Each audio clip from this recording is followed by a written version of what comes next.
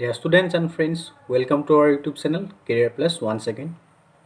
আমি আজি ডিসকাস কৰিবলৈ গৈ আছো ইলেক্ট্ৰিক ফিল্ড ইন্টেন্সিটি, কুলম্বছ ফোৰ্স আৰু সুপাৰপজিশন প্ৰিন্সিপলৰ এনেকুৱা কিছুমান নিউমাৰিকেল এপ্লিকেশন যিবোৰ অলৰেডি IIT আৰু AIT বুলি এন্ট্ৰেন্স এক্সামত আহিছে। ইয়াৰ আগৰ ভিডিঅ'সমূহত আমি ইলেক্ট্ৰিক ফিল্ড বা কুলম্বছ ফোৰ্সৰ সম্পৰ্কে ডিটেইলছ থিওৰি ডিসকাস কৰিছো। সো আজি কেৱল আমি নিউমাৰিকেল এনালাইসিস কৰিম। যিসকল ষ্টুডেণ্টে এবাৰ নীট এক্সামৰ কাৰণে প্ৰিপাৰেশ্যন কৰিছে, JEE মেইনছ এডভান্সৰ কাৰণে প্ৰিপাৰেশ্যন কৰি আছে, এই আটাইবোৰ ষ্টুডেণ্টৰ কাৰণে এই ভিডিঅ'টো অতি গুৰুত্বপূৰ্ণ আৰু HS ফাইনেল ইয়াৰৰ ষ্টুডেণ্টসকলৰ কাৰণে এই ভিডিঅ'টো অতি গুৰুত্বপূৰ্ণ। তো তোমালোকে কপিত প্ৰত্যেকটো নিউমাৰিকেল নোট ডাউন কৰিবা আৰু এনেকুৱা লেভেলত প্ৰিপাৰেশ্যন কৰি যোৱা। যিসকল ষ্টুডেণ্টে আজি প্ৰথমবাৰৰ বাবে আমাৰ ভিডিঅ' চাইছে সেই আটাইকে জনাব বিচাৰিছোঁ, কেৰিয়াৰ প্লাছ হ'ল দক্ষিণ কামৰূপৰ মিৰ্জাত অৱস্থিত কোচিং ইনষ্টিটিউট। ভৌগোলিক দূৰত্ব কমাই এই শিক্ষাবৰ্ষৰ পৰা কেৰিয়াৰ প্লাছে ষ্টাৰ্ট কৰিছে অনলাইন টিউটৰিয়েল ক্লাছৰ ব্যৱস্থা। ইচ্ছুক ছাত্ৰ ছাত্ৰীসকলে এই সুবিধাৰ সৎ ব্যৱহাৰ কৰিবলৈ আমাৰ লগত যোগাযোগ কৰিব পাৰে। Keep on watching the video till the end. According to the question, two positive charge of amount plus Q suspended from a hook by insulating wire of length L. Hook এটাৰ পৰা প্লাছ কিউ দুটা আধান দুডাল অপৰিবাহী তাৰেৰে ওলমাই ৰখা হৈছে আৰু এই গোটেই সিস্টেমটো আমি ক'ত ৰাখিলোঁ, স্পেচ জান এখনৰ ভিতৰত য'ত গ্ৰেভিটি নাই, G=0, অৰ্থাৎ এই বল দুটাৰ ওজন নাথাকে। এতিয়া কুৱেশ্যনটো হ'ল এনেকৈ ওলমাই দিয়াৰ পাছত তাৰ দুডালৰ মাজৰ কোণটো কিমান হ'ব আৰু প্ৰতিটো তাৰত টানৰ পৰিমাণ কিমান। ভেৰি সিম্পল, যিহেতু দুইটাই positive they are going to repulse, দুইটাকে পৰস্পৰ বিকৰ্ষণ কৰিব আৰু ফাইনেলি আমি এনেকুৱা পাম, এইটো হুক মেক্সিমাম ৰিপালচনৰ পাছত এটা আধান এইফালে যাব, এটা আধান এইফালে যাব, প্লাছ কিউ স্মল এল অৰ্থাৎ তাহাঁতৰ মাজৰ এংগুলটো হ'ব 180 ডিগ্ৰী আৰু প্ৰতিটো তাৰৰ টানটো নাথিং এলছ, দুইটা বলৰ ৰিপালচিভ কুলম্ব ফোৰ্স এইটোৱে। তো অৰ্থাৎ F = 1/4 pi epsilon naught Q by distance twice L square. তো আমি আনসাৰ পালোঁ option number A by twice L square Newton, option A. See the question. Two equal charges of amount capital Q separated by some distance and exactly at the center another charge small q is placed. Say distance between the capital Q twice x, so definitely distance from capital Q to small q x. Capital Q পৰিমাণৰ দুটা আধান সংযোগী ৰেখাখণ্ডৰ ঠিক মধ্যবিন্দুত small Q পৰিমাণৰ আধান এটা ৰাখিলোঁ। এটা প্ৰশ্ন মতে এই তিনিটা আধানৰ প্ৰণালীটো ইকুইলিব্ৰিয়াম অৰ্থাৎ সাম্য অৱস্থাত থাকিব লাগিলে স্মল কিউৰ পৰিমাণ কিমান হ'ব লাগিব। সো এই তিনিটাৰ পৰা যিকোনো এটা কনসিডাৰ কৰা ৰেফাৰেন্স হিচাপে আমি এইটো কনসিডাৰ কৰিলোঁ যে এই পইণ্টত কেপিটেল কিউ এইটো সাম্য অৱস্থাত আছে। দ্যাট মিন্স সাম্য অৱস্থাত থাকিলে কি হ'ব লাগিব, অৰ্থাৎ কিউত মুঠ বলৰ মান 0। তো কিউত বাকি দুটা আধানৰ কাৰণে বল প্ৰয়োগ হ'ব, যেহেতু এইটো ৰেফাৰেন্স। তো স্মল কিউৰ কাৰণে এটা বল আৰু কেপিটেল কিউৰ কাৰণে এটা বল।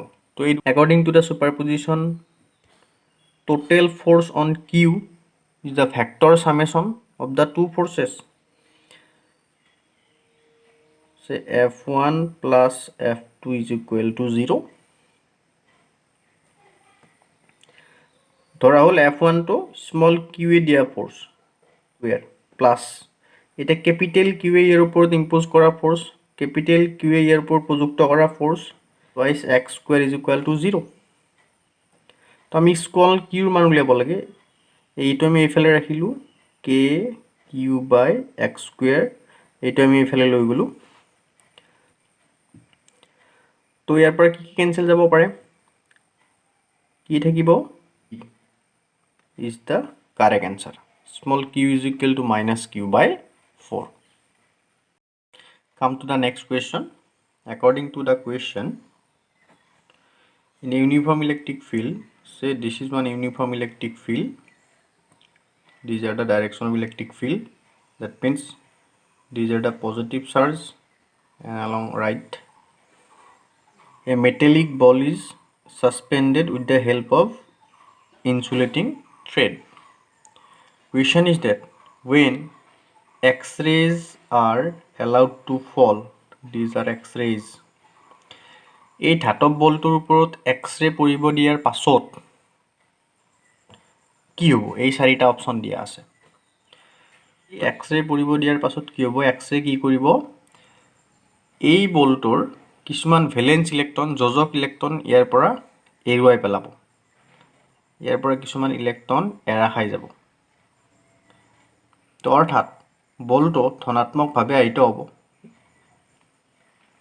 মেটালিক বলটো ইলেক্ট্ৰিক ফিল্ডৰ দিশত বিকজ দিজ আৰ পজিটিভে পজিটিভক ৰিপালছ কৰিব বিকৰ্ষণ কৰিব so plus to minus e move কৰিব that means along the direction of electric field তো option A is correct answer the ball will be deflected in the direction of field সেই একেটা ঘটনা এক্স-ৰে নিদি পেলাই যদি ইউ ভি দিয়ে ultra violet ray তো তেতিয়াও এই একেখিনি ঘটনাই ঘটিব পাৰে আল্ট্ৰা ভায়োলেট ৰশ্মিও ইয়াৰ পৰা ধাতব পৃষ্ঠৰ পৰা ইলেক্ট্ৰন এৰুৱাই দিব পাৰে কুৱেশ্যন নম্বৰ 4 সমবাহু ত্ৰিভুজ এটাৰ শীৰ্ষবিন্দু তিনিটা ধনাত্মক আধান আছে কিউ পৰিমাণৰ তিনিটা ধনাত্মক আধান সো ফিগাৰ 4টা দিয়া আছে তাৰে কোনটো শুদ্ধ উত্তৰ হয় এটো আমি উলিয়াব লাগে অপচন এ তো আমি চাও অপচন এ তো কিয় হ'ব নোৱাৰে আমি জানো বলৰেখা ধনাত্মকৰ পৰা ওলাই আৰু ঋণাত্মকত সোমায়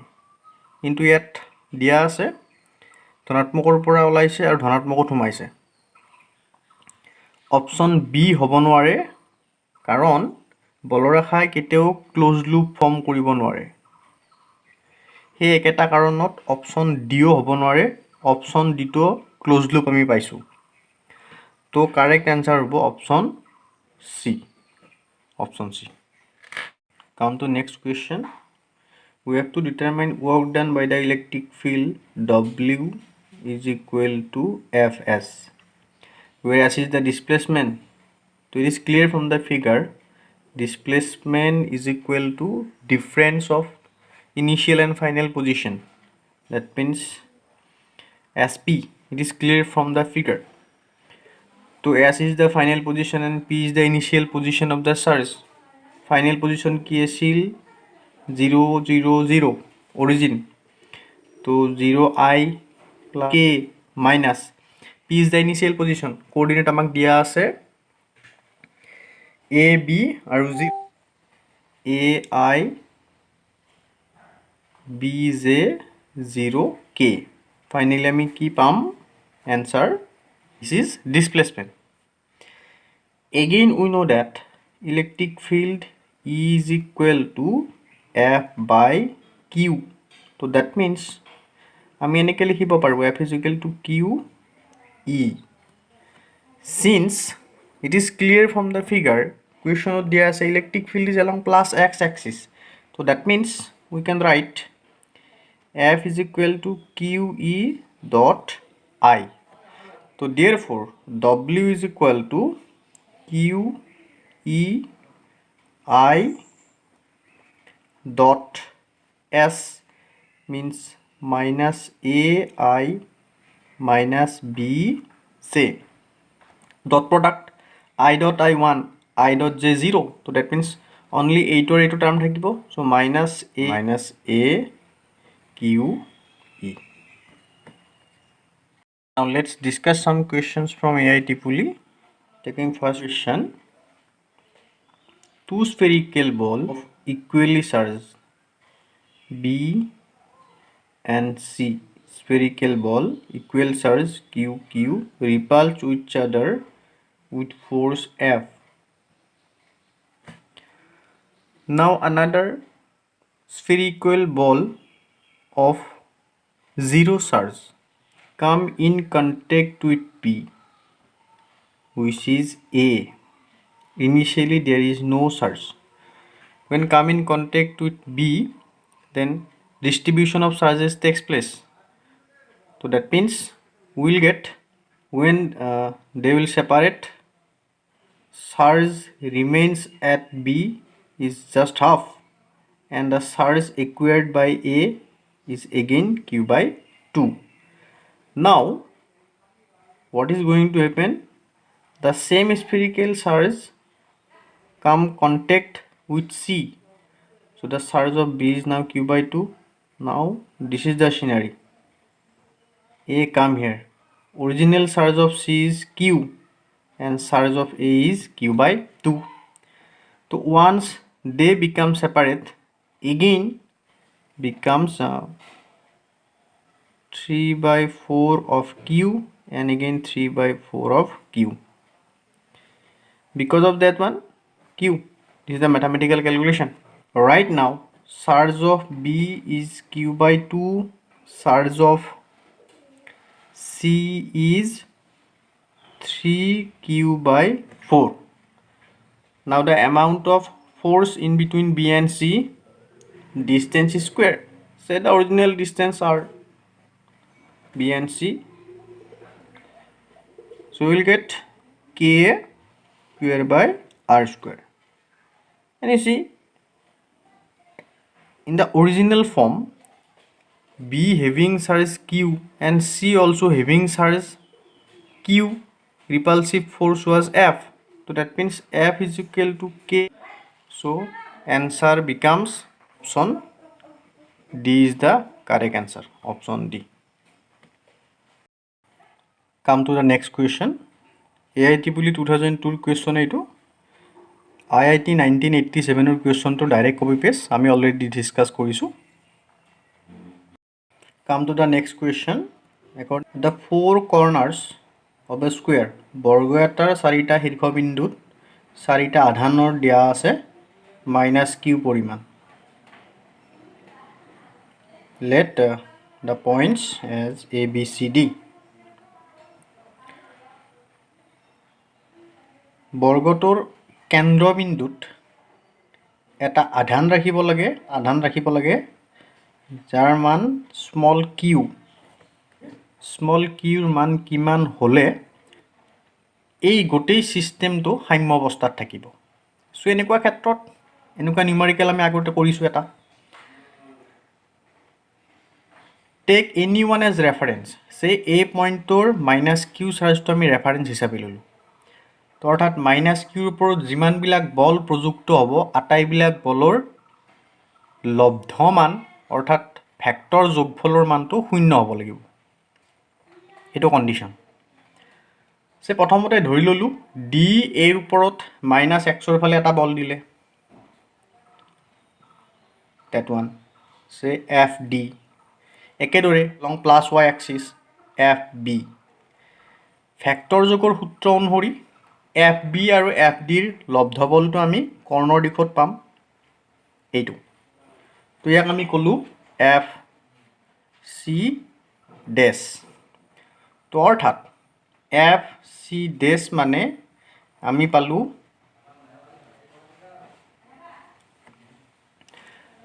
ধৰা হ'ল বাহুৰ দৈৰ্ঘ্য স্মলে. তো একেবাৰে আমি কৰ্ণৰ দৈৰ্ঘ্যটো উলিয়াই ল'ব পাৰোঁ. AC square is equal to AB square plus BC square. So এইটো ফৰ্মুলা ইউজ কৰিলে AC পাম আমি √2A. এইটো কৰি চাবা তোমালোকে. After further calculation FB FD মানে কি আকৌ সেইটো ফাৰ্স্ট লিখি লওঁ আমি FB. তো therefore FC dash is equal to K square. Further calculation we'll get that one √2K.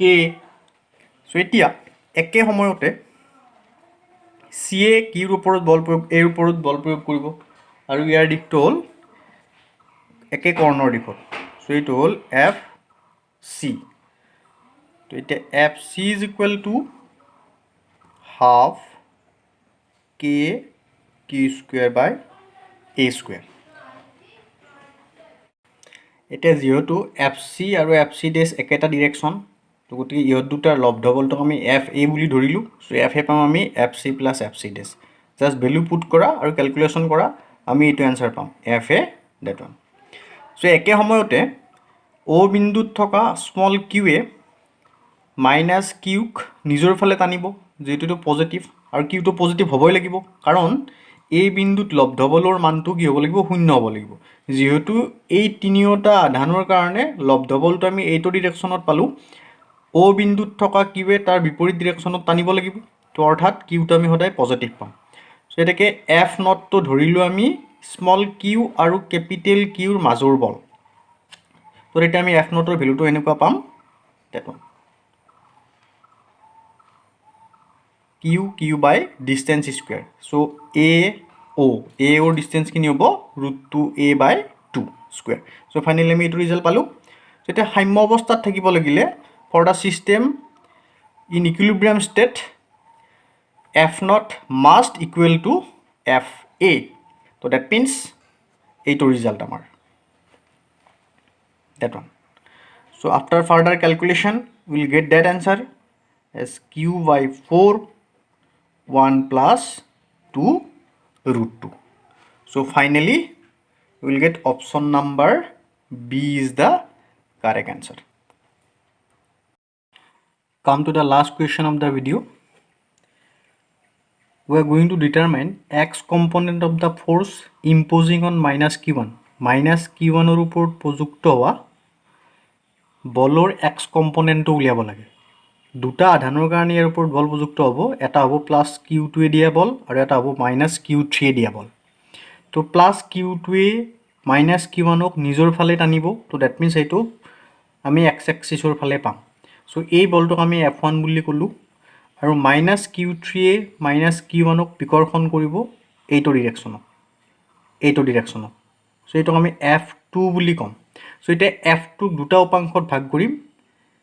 এইটো এটা উপাংশ, যদি এইটো এংগুল থিটা হয় তো এইটো এংগুল আমাৰ কাৰণে থিটা হ'ব। চ' এইটো এটা উপাংশ আৰু এইটো এটা উপাংশ। তো F2ৰ আমাক এই উপাংশটো লাগিব, এই উপাংশ। চ' এই উপাংশটো আমাৰ কাৰণে F2 sin of থিটা, কাৰণ এইটো বাহু আৰু এইটো বাহু একেটা। চ' এইটো আৰু এইটো কি পাম আমি? চাইন পাম। তো x component of the force F x বুলি লিখিলোঁ। F1 সম্পূৰ্ণ F1 আৰু F2ৰ চাইন কম্পনেণ্ট F2 চাইন থিটা। এতিয়া F1 আৰু F2 কেলকুলেট কৰিলে হ'ল।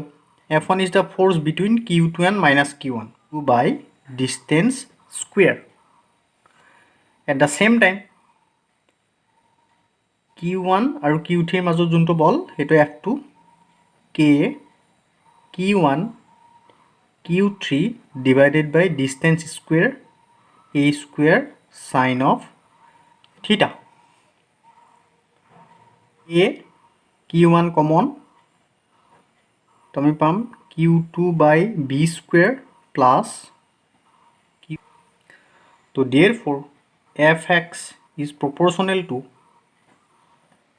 Q2 by b square plus Q3 by a square sin theta. Option B is the correct answer. শেষত এটাই অনুৰোধ, ভিডিঅ'টো শ্বেয়াৰ কৰিব, চেনেলটো ছাবস্ক্ৰাইব কৰিব আৰু লগতে বেল আইকনটো দবাই দিব। Thank you for watching the video. Always be with Career Plus. Thank you once again.